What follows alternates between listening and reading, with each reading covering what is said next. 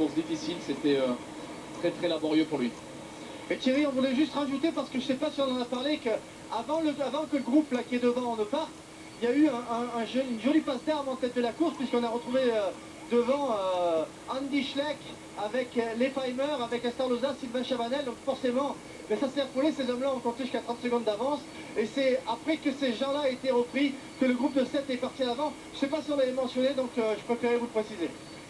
La basilique Saint-Jean-Baptiste à Chaumont, érigée au XIIIe siècle, elle a conservé de cette époque sa façade et sa nef, et s'y ajouteront progressivement un élégant portail sud au XIVe siècle et des chapelles latérales.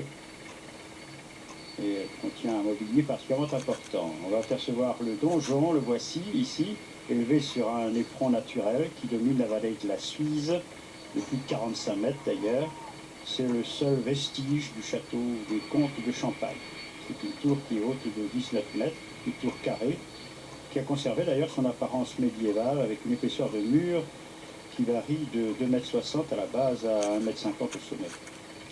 À l'origine, l'ouvrage défensif qui était surmonté d'un lourd, et il a servi par la suite ce donjon de prison jusqu'en 1886. Et le musée d'art et d'histoire